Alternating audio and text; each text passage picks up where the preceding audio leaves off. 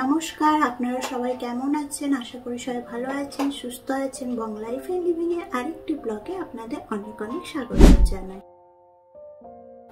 আজকে আমি একটা খুব রিকোয়েস্টেড ভিডিও নিয়ে এসেছি, যেটা আমার কমেন্টে বা মেসেজে সবচেয়ে বেশি আসে।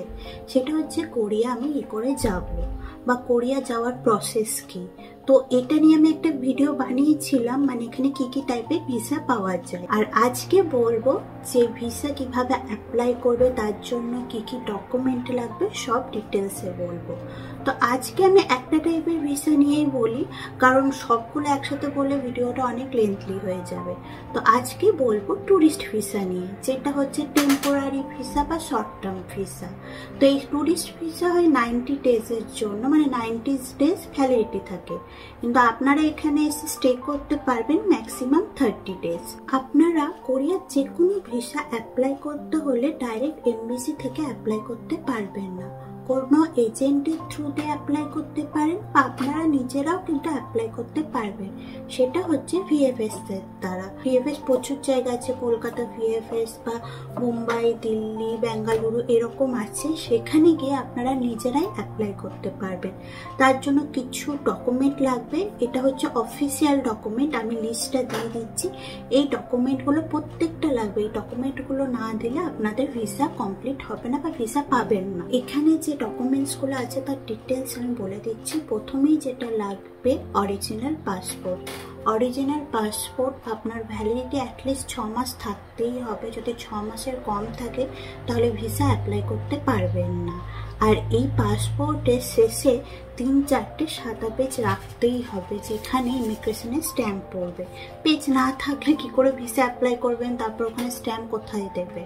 তাই এটা আগেই করাতে হবে। পাসপোর্ট সব ভিসাতেই লাগবে। 2 নম্বর হচ্ছে ভিসা করার জন্য 2 কপি অরিজিনাল পাসপোর্ট সাইজের ফটো। যে ফটোটা করবেন তার ব্যাকগ্রাউন্ডটা হোয়াইট থাকবে, কোনো কালার থাকবে না, আর কোনো স্পেকটাকেলস, ক্যাপ কিচ্ছু থাকবে না। এরকম ক্লিয়ার একটা ফটো থাকবে। আর এর সাইজটা আমি পাশে মেনশন করছি, এই সাইজেরই হতে হবে। তারপরে 3 নম্বর হচ্ছে অ্যাপ্লিকেশন ফর্ম, যেটা আপনারা অনলাইনে পেয়ে যাবেন এই কোরিয়া ভিসা অ্যাপ্লিকেশন সেন্টার থেকে। অ্যাপ্লাই ফর ভিসা, এখান থেকে আপনারা চলে যাবেন এই আইডেন্টিটি ভিসা টাইপে ক্লিক করলে এই ভিসা টাইপে আর একবার ক্লিক করে এখানে চলে আসবে বিভিন্ন রকমের ভিসা টাইপ। এখানে বিভিন্ন রকমের ভিসা টাইপ চলে এসেছে। আমরা টেম্পোরারি ভিজিটটা ক্লিক করব, ওটাই হচ্ছে শর্ট টার্ম ভিসা, মানে ট্যুরিস্ট ভিসা। এখানে সব ডিটেলসই আছে, document require, photo require, download photo. আর ট্যুরিস্ট ভিসা বিভিন্ন রকম হয়, সেগুলোও দেওয়া আছে। সেগুলো এই ওয়েবসাইটে পেয়ে যাবেন। তো ডাউনলোড ফর্মে গিয়ে আমরা ক্লিক হেয়ারে প্রেস করে এই অ্যাপ্লিকেশন ফর্মটা পাবো। এটা প্রথমে কোরিয়ানেই আসবে, পরে ট্রান্সলেট করে এটা ইংলিশে করে নেবেন। এই অ্যাপ্লিকেশন ফর্মটাই হচ্ছে ভিসার অ্যাপ্লাই ফর্ম। প্রথমে টাইপ অফ ভিসাটা ক্লিক করে নেব, মানে কি ভিসা আমরা অ্যাপ্লাই করছি। তো এটা হচ্ছে ট্যুরিস্ট ভিসা, মানে C3। যেহেতু এটা কোনো কোম্পানি থেকে ইনভাইট পাইনি তাই নো করব। যদি কোম্পানি থেকে ইনভাইট পাই, মানে অন্যান্য ভিসাতে যেটা লাগে, তখন ইয়েস করে সবকিছু ফিল আপ করতে হবে। তারপর আপনার পার্সোনাল ডিটেলস ফিল আপ করে এটা সাবমিট করে দেবেন। এরপর লাগবে, আপনারা যদি কোথাও জব করেন, মানে এমপ্লয় হন, তাহলে আপনাদের আইডি প্রুফ, সঙ্গে সেই কোম্পানি বা অফিসের রেজিস্ট্রেশন সার্টিফিকেট, মানে রেজিস্ট্রেশন নাম্বার, আর 1 বছরের স্যালারি স্লিপ, মানে আপনারা স্যালারি পাচ্ছেন তার 1 বছরের পুরো ডিটেলসটা লাগবে। এরপর যদি আপনারা বিজনেস করেন বা সেলফ এমপ্লয় হন, তাহলে নিজের কোম্পানির রেজিস্ট্রেশন নাম্বার, সঙ্গে নিজের কোম্পানির প্যাডে পুরো ডিটেলস, মানে কি কি বিজনেস করছেন, কি এই টাইপের একটা ডিটেলস লাগবে। এরপর লাগবে আপনাদের ব্যাংক অ্যাকাউন্ট আছে তার রিসেন্ট 6 মাসের স্টেটমেন্ট। সেটা ফটোকপি বা প্রিন্ট আউট হোক, সেটা বার করবেন। তারপরে ব্যাংকের স্ট্যাম্প এবং সিগনেচার থাকা দরকার, তবেই সেটা অ্যাকসেপ্ট হবে। এবার অনেকেই কমেন্টে জিজ্ঞেস করেছে ব্যাংক ব্যালেন্স কত থাকা উচিত। অবশ্যই স্টেটমেন্ট যখন চাইছে তখন ব্যাংক ব্যালেন্স দেখবে।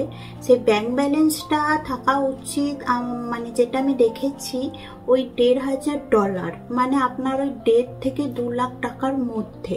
যদি আপনাদের প্রিভিয়াস কোনো ট্রাভেল হিস্ট্রি না থাকে, যদি প্রিভিয়াস ট্রাভেল হিস্ট্রি ভালো থাকে, তাহলে 1 লাখ টাকাও যদি ব্যাংকে থাকে তাও আপনারা ভিসা পেয়ে যেতে পারেন। অবশ্যই ব্যালেন্স যে 6 মাসের ব্যালেন্স দেখাচ্ছে এখানে 1.5 থেকে 2 লাখ টাকাটা রাখতেই হবে। আপনারা মনে করেন ভিসা অ্যাপ্লাই করছেন, তার আগেই 1.5 থেকে 2 লাখ টাকা আপনাদের অ্যাকাউন্টে রাখলেন, তাহলে কিন্তু রিজেক্ট হওয়ার সম্ভাবনা আছে।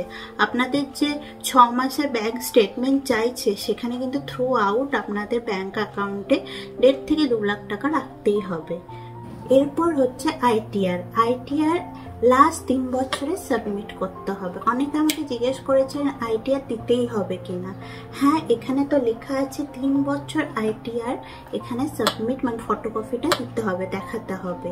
কিন্তু আপনারা যদি এমপ্লয় হন তাহলে আপনাদের লাস্ট 2 বছরটা দেখালেও হবে। কিন্তু আপনারা যদি বিজনেসম্যান হন তাহলে 3 বছরের বিজনেসের যে আইটিআর সেটা দেখাতেই হবে। এবার অনেকেই বলবেন 3 বছর নেই, 2 বছর, 1 বছর যা আছে সেটাই দেখাবেন, কিন্তু দেখাতেই হবে, নাহলে ভিসা পেতে অসুবিধা হবে। আর আপনারা যদি স্টুডেন্ট হন তাহলে স্কুলের যে আইটি প্রুফ সেটা লাগবে, সঙ্গে গার্জেনের সব ডকুমেন্টসের ডিটেলস লাগবে।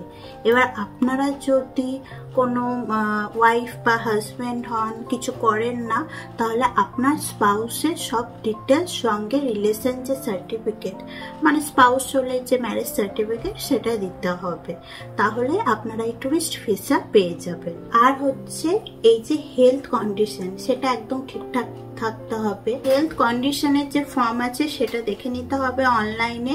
আর এখানে যে হেলথ কন্ডিশন গুলো বলেছে এটা পুরো চেক আপ করাতে হবে। যে লিস্ট দেওয়া আছে অনলাইনে, পুরো লিস্ট দেওয়া আছে যে যে হসপিটালে চেক আপ করবে। সব হসপিটালের রিপোর্ট এরা অ্যাকসেপ্ট করে না, কিছু কিছু হসপিটাল দেওয়াই থাকে, সেখান থেকে হেলথ চেক আপটা করতে হবে এবং তার সার্টিফিকেটটা সেই ভিসাতেই অ্যাপ্রুভ হবে। যেমন আমাদের কলকাতার ক্ষেত্রে অ্যাপোলো একটা, আমার যখন ভিসা হয়েছিল অ্যাপোলো থেকে হেলথ চেক আপ করে তার সার্টিফিকেটটা নিয়ে জমা দিতে হয়েছিল, তবেই ভিসাটা পেয়েছিলাম। যদি এই হেলথ কন্ডিশন যে লিস্টটা আছে হেলথের সেখানে না করানো হয় তাহলে তার যে রিপোর্টটা আছে সেটা তারা অ্যাপ্রুভ করে না। এরপরে আসি, এগুলো তো হলো অফিসিয়াল যে ডকুমেন্টসগুলো চেয়েছে। এছাড়াও ট্যুরিস্ট ভিসার ক্ষেত্রে আরও কিছু কিছু জিনিস লাগে যেটা দিতে হয়। সেটা হচ্ছে একটা কভার লেটার। আপনি যদি এমপ্লয় হন তাহলে আপনি ওই কোম্পানির হেড প্যাডে কভার লেটারটা লিখবেন, বা আপনি যদি সেলফ এমপ্লয় হন বা নিজের যে হেড প্যাড থাকবে সেখানেই লিখবেন। সেই ট্যুরিস্ট ভিসার ক্ষেত্রে কভার লেটারে থাকবে আপনি কোথায় যাচ্ছেন, কত দিনের জন্য যাচ্ছেন, কবে টিকিট বুক করেছেন মানে ফ্লাইট টিকিট কবে থেকে কবে অবধি, কোথায় উঠবেন মানে তারও অ্যাড্রেস লাগবে, কোন হোটেলে উঠছেন, কোথায় কোথায় যাবেন, পুরো কভার লেটারে পুরো আপনার যে ট্যুরটা থাকবে মানে কোরিয়াতে হলে কোরিয়ার যে ট্যুরটা থাকবে সেটা পুরোটাই ডিটেলসে লিখতে হবে। সঙ্গে আপনার ফ্লাইট টিকিট আপনি কত থেকে কত দিনের মধ্যে যাচ্ছেন সেই ফ্লাইট টিকিটের একটা ফটোকপি দিতে হবে, এবং যেখানে হোটেল বুক করেছে সেটাও দিতে হবে। একটা অ্যাড্রেস দিতে হয়, মানে আপনি যেখানে যাচ্ছেন সেখানে একটা অ্যাড্রেস দিতে হয়। এবার আপনি যদি হোটেল আগে থেকে বুক না করেন তাহলে আপনি অ্যাড্রেসটা দেবেন কি করে। এবার আমার মনে হয় আপনারা মানে এই কোরিয়াতে আমি হোটেলগুলো দেখেছি, বেশ কিছু হোটেলই হচ্ছে রিফান্ডেবল, মানে আপনি যদি 5 দিন আগে মানে আসার 5 দিন আগেও যদি ক্যান্সেল করেন পুরো টাকাটাই পেমেন্ট পেয়ে যাবেন। তো সেরকমই কোনো হোটেলে আপনারা বুক আগে করতে হবে। অবশ্যই আপনারা যখন আসবেন হোটেল বুক করেই আসবেন, এখানে এসে হোটেল খুঁজবেন না। তো ওই হোটেলের অ্যাড্রেসটা কিন্তু আপনাদের ওই ফর্মে দিতে হবে, তো সেটারও লাগবে ডিটেলস। তো এইগুলো তাছাড়াও লাগবে। এবার আপনারা এই ভিসাটা অ্যাপ্লাই করবেন কবে? আপনারা যখন ভাবছেন কোরিয়া যাব, টিকিট কাটলেন তার 1-1.5 মাস পরে টিকিট আছে, তার মধ্যেই ভিসাটা অ্যাপ্লাই করবেন। কারণ ভিসা ওয়ার্কিং ডের মধ্যে 5 থেকে 7 দিনের মধ্যে ভিএফএসএ হয়ে যায়। কিন্তু আপনার যদি সেটা ডকুমেন্টটা কুরিয়ারে আসে তাহলে সেটা 10-15 দিন লেগে যায়। তা আমার হাতে মনে হয় 1 মাস রাখতেই হয়। তাই টিকিট কাটার 1.5 মাসের মধ্যে আপনারা ভিসা অ্যাপ্লাই করতে পারেন, তার মধ্যে ভিসা পেয়ে যাবে। আর এই ভিসার জন্য কত টাকা লাগবে এই ভিসা ফি এটা পুরোটা এইখানে দেওয়াই আছে অনলাইনে। ভিসা ফি হচ্ছে 3200 টাকা, ভিএফএস চার্জ হচ্ছে 1380 টাকা, কুরিয়ার চার্জ 550 টাকা। মানে আপনাদের 5000 মধ্যেই সবকিছু হয়ে যাচ্ছে। এবার যদি আপনারা ভিএফএস অফিস থেকে ডাইরেক্ট ভিসাটা নিয়ে নেন তাহলে 550 টাকা কুরিয়ার চার্জ লাগবে না, মানে ওটা আপনাদের বাড়িতে পাঠাতে হবে না। এবার আপনার যদি বাড়ির মানে অ্যাড্রেসটা ঠিক থাকে তবে কিন্তু এই কুরিয়ার চার্জ মানে অ্যাড্রেসটা দেবেন। যদি ভিসা এসে একবার বা ফিরে যায় তাহলে কিন্তু আপনাদের ওই ভিএফএস অফিসে গিয়েই নিতে হবে। আর যদি আপনারা এজেন্টের থ্রু থেকে নেন তাহলে এই ভিসা ফ্রি সঙ্গে ভিএফএস ফ্রি, কুরিয়ার চার্জ সঙ্গে এজেন্ট কিছুটা অ্যামাউন্ট তো নেবেই। কিন্তু এজেন্ট ছাড়াও আপনারা ভিএফএস অফিসে ডাইরেক্ট অ্যাপ্লাই করতে পারবেন। তার জন্য এই যে ডকুমেন্ট বললাম এগুলো সবকটা লাগবে। সঙ্গে এই যে অনলাইন অ্যাপ্লিকেশন এটাও ঠিকঠাকভাবে ফিল আপ করতে হবে, তাহলে আপনারা 10 থেকে 15 দিনের মধ্যে ভিসা পেয়ে যাবেন। এতে কোনো অসুবিধা হবে না। আর এই ডকুমেন্টসগুলো ঠিক থাকলে আপনাদের ভিসা রিজেক্টও হবে না। আশা করি এই ভিডিওটা আপনাদের ভালো লাগলো। এই আজকে যেমন ট্যুরিস্ট ভিসা নিয়ে বললাম সেই রকমই ওয়ার্ক ভিসা বা স্টুডেন্ট ভিসা এগুলো নিয়েও আমি ভিডিও তাড়াতাড়ি নিয়ে আসবো, কারণ এরও রিকোয়েস্ট আছে, সেটা আমি আস্তে আস্তে নিয়ে আসবো। তো আজকে ভিডিওটা আপনাদের কেমন লাগলো অবশ্যই জানাবেন। যদি ভিসা নিয়ে আরও কিছু কোশ্চেন থাকে তাহলে আমার ইনস্টাগ্রাম অ্যাকাউন্ট বা এফবি পেজ বা এখানেও কমেন্ট করতে পারেন, আমি অবশ্যই আপনাদের সব অ্যান্সার দিয়ে দেব। আজকের ভিডিওটা এই পর্যন্ত। ভিডিওটা কেমন লাগলো অবশ্যই কমেন্টে জানাবেন। আর ভিডিওটা ভালো লেগে থাকলে সঙ্গে আপনাদের কোনো উপকারে লাগলে অবশ্যই ভিডিওটা শেয়ার করতে ভুলবেন না। আর আমাদের চ্যানেল বং লাইফ অ্যান্ড লিভিংকে সাবস্ক্রাইব করে দেবেন। আপনারা সবাই ভালো থাকবেন, সুস্থ থাকবেন। শীঘ্রই দেখা হবে নতুন আরেকটা ভিডিওতে। খামসা হামিদা।